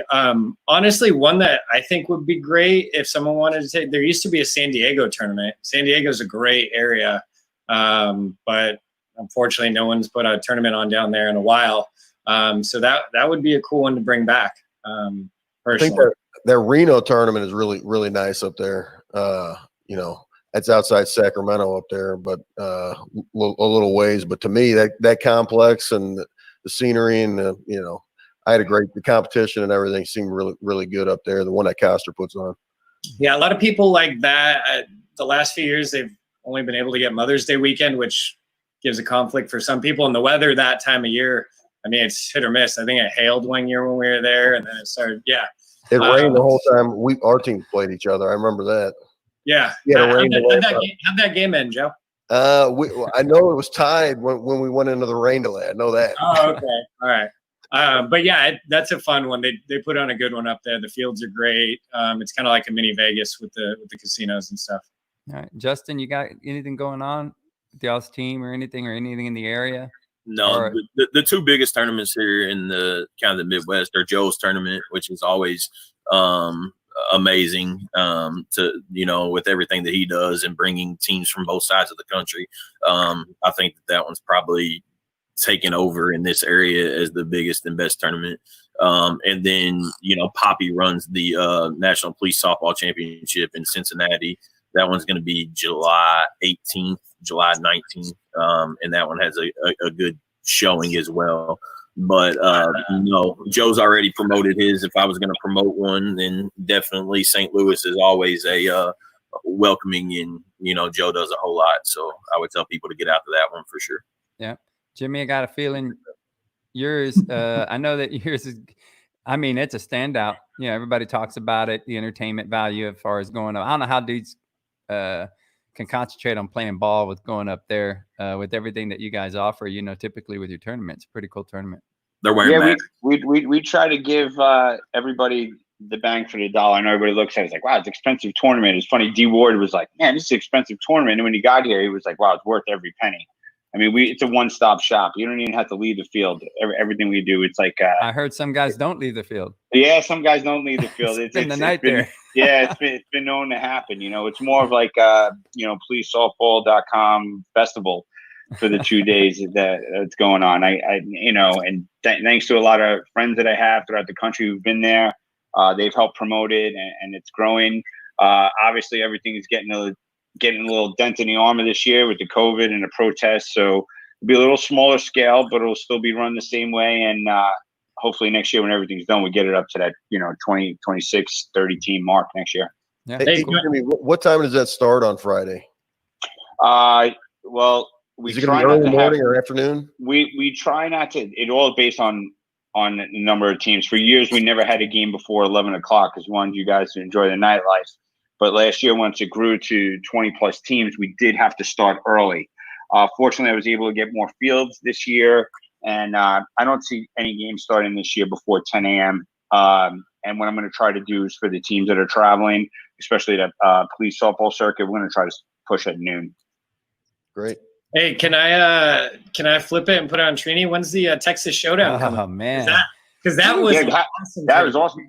We love that. You know, that was another thing that I was going to suggest when you guys were talking about events that I would like to see come back. I'm sure Joe was there, and I know Trini's definitely been there. I'm sure Justin's been there too. He's been around the old Houston tournament where they used to do back-to-back tournaments, Friday through Sunday, where it was straight double elimination, where it was basically 2 tournaments.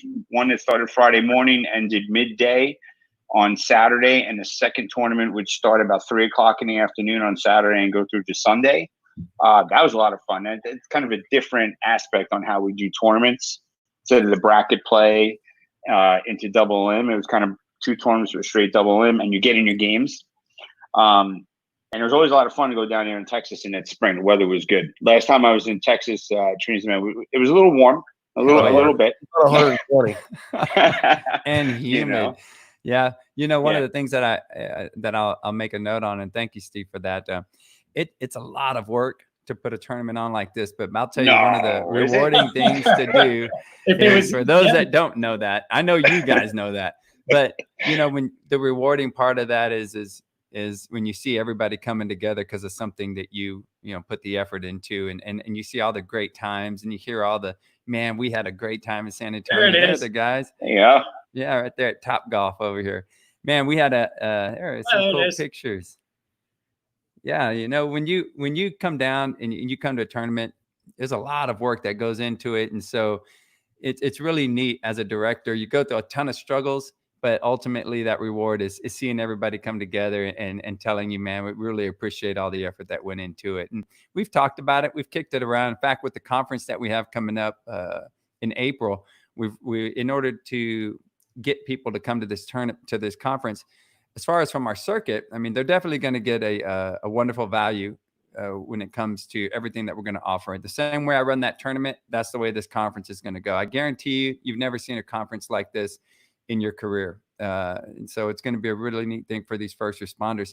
But we've toyed around with throwing a softball tournament right at the tail end of it, because we've got the conference. When the conference ends, Fiesta starts. It's our biggest celebration here in San Antonio. So we talked about the conference ending on Wednesday. On Thursday, going ahead and starting the tournament. So have a Thursday, Friday tournament, ending somewhere mid-Friday, to where now you get to go out and enjoy Fiesta here in San Antonio. So that's one of the things we've toyed around with. We'll have to see if we can make that happen. But yeah, I appreciate that shout out, Steve. I was very proud of that. No, it was a great tournament, man. I mean, I thoroughly enjoyed myself, and hopefully you can pull something like that off, because I bet you'd get a good number of teams. Yeah, man. April's a wonderful time here too, because you talk about going down on the Riverwalk. I know Brad was talking about, dude, I got out of the shower and I just started sweating again. I took a cold shower and I just started sweating. It was humid that year. But he's a big guy. He sweats a lot. But in April, it should be nice. It works out well, because I could probably get my department to send me there for the training, and now I'm already there for the tournament. So if you can pull that off, that's going to be good. Actually, Justin, we're going to have paperwork because we're going to have people from the mental health unit that are going to be giving presentations. We're going to have things like hostage rescue type courses, things of that sort that for specialized attendees. But man, there's going to be certificates and things that you're going to be able to take back to your department. So we are going to have a form created. It's in the works now, where we're going to be able to have you be able to fill in the blanks, take it to your department, and justify being able to come down for it. So that's in the works. So, hey, any final thoughts on these rankings or any other topics that we have today? And ultimately, what would you like to be able to see a future show on, man? Just off of the conversations we've had right now, what would be something, like I said, we talked about, Steve, you brought up a great point about that. Not just pictures on the field, which we didn't get to a ton of pictures today. We typically have a little bit more time and some more help to help us with the show. But Carly's back there trying to do a lot. But I like to focus on that camaraderie aspect of police softball. So we're going to have shows that are going to come up and highlight the other. That's why I'm going to New York, man. Yeah, we're going to highlight some of the softball, but I want to highlight the events. It's the same thing at Joe's tournament, highlighting the players party and all that. So that's kind of the stuff I'd like to see with future shows. So what would you like to see on future shows? if you do the selection Sunday, I'm gonna have a cookout at my house for the team. And That's it. I'll put the We would camera do the on same. you guys, and whenever you pick us for the selection, you can tune us in. We'll go crazy like they do on March Madness. So I think it'd be neat to actually have somewhere to gather. I'd make the trip, and I would go somewhere. If Jeff and those guys would have me, I'd go somewhere and travel for that, and invite people to come along and say, hey man, if you want to make the trip just to have some fun on that Sunday, almost like a draft Sunday. Hey, we're going to meet at this location, and we're going to do this thing from this particular place, and we're going to have the draft. You know, I think that'd be a really neat aspect to the circuit. Witt, I like that idea, man. I think we need to get JB on board for that. Yeah, I think that would get a lot of traction. I agree, Joe. Yep. Anybody else got anything? I'd like to see a little bit more on Joe's idea. I really think he's onto something with that waiver system. I mean, I don't know. Shoot, bring JB back on and see what he thinks about it. Put him in front of the camera. I know that he's I've reached out to him, and I try not to be bothersome. I know he has so much going on right now, but he definitely wants to be retired part. now. Yeah. Well, I'm hoping we can. Maybe we can bring it up to the committee and talk about it amongst ourselves, and then come back on the show and talk about maybe what we came up with or what we were thinking about it and what direction it went in our conversation. Well, I think everybody here feels it's a step forward. It's something. Yeah. And it's going to be neat because although this is a recorded show, we're going to be seeing suggestions that are going to be coming through real time. So I think we're going to have some insight when it comes to everybody from the outside looking in. But Joe, absolutely. I was thinking that getting together, kind of hammering it out a little bit, come back with a little bit more of a focused type answer, for this. And man, I'm excited about it. So, hey, well, I tell you, although I'm a policeman and you have recently retired, but I still want to thank you guys very much for your service. I really appreciate that you guys are out there, doing what you do day in and day out. Jimmy, I know you just recently retired. Thank you so much for all the time that you put into that. And Joe, I know you've just talked about, I don't know how many days you're going on working. Tonight's going to be number 31. God almighty, man. 31. It's been a while, few weeks. Last night was crazy as hell, but hopefully tonight's a little quieter than last night was. Yeah. Also on day 31, and Louisville's been a catalyst with one of the biggest incidents in the country. So we're not good right now, but I got to be at work at 4. So. All right. Yeah, man. Well, hey, thank you again, Steve, Joe, Justin. Well, actually, Joe, hang up for a second. But with Steve, Justin, and Jimmy, thank you so much for making the effort. Jimmy made it happen in under an hour. So I really appreciate that, man. Appreciate it, fellas. Yeah, man. Yes, thank you guys so much. Thanks, Trini, give me a call later so we could touch base with some other stuff. Yeah, man. We'll make it happen. Thank you so much, man. Justin, thank you. you. Really appreciate you, brother. Take care, guys. Appreciate you. Yeah, Joe. I think that what interesting topics you had that topic just ready to go, and I know you're excited about it because you put a lot of thought into that. You have to consider so much that goes on with everybody's input. From that outside looking in. So over the last few years, I've had several people talk to me about that specific situation, and up till just 2 or a week ago, someone had called me to talk to me about it. So I thought it was a good thing to bring up, talking about the committee and ranking. So yeah, awesome. Well, like I was telling everybody, man, please go to our YouTube channel. It's on Trini Trinidad. We're going to show you how you can do that. That's going to be how I'm not that searchable yet, so you got to enter my name. You got to go into the filter. You hit the channel. You'll find my vacation picture there. Then you're going to hit the subscribe button. There'll be a notification bell on the right side. Head up to the top bell and hit all. And that way you'll be notified of every episode that comes out. Please leave a comment, like the podcast for us. It really helps us a lot when it comes to YouTube and their algorithm and on. And ultimately, we're going to bring up these topics again. And future topics, and they're just going to be interesting. And so I'm really excited for the show. Joe, anything final words? I know we've got, again, don't forget that you've got the St. Louis Show Me Classic. August 1st and 2nd. It's Friday night again, we're going to have the players party, and we got the provided bats that Mike Cornell talked about earlier, and still lining up a couple more things, but it's good to go. They're already playing at the complex this year, and everything's set and ready to roll. Very cool. Very cool, Joe. Well, hey man, thank you again for helping me out with the podcast, man, and everything that you do behind the scenes. Thanks, Trini. All right, man. So everybody, thank you so much for tuning in again. Don't forget about heading out to check it out. We've got a something that's pretty neat. If you go to our YouTube channel, you hit subscribe, you hit that subscribe bell, that notification bell, then you need to share the channel. Share that YouTube channel with at least 10 friends. If you do that, leave a comment on this video, then you're going to be entered to win this Chris Vector. And it's a pretty cool weapon. It's never been fired, so I'm excited to be able to offer this up. We appreciate you tuning in. Don't forget to subscribe. And don't forget, man, I got your 6.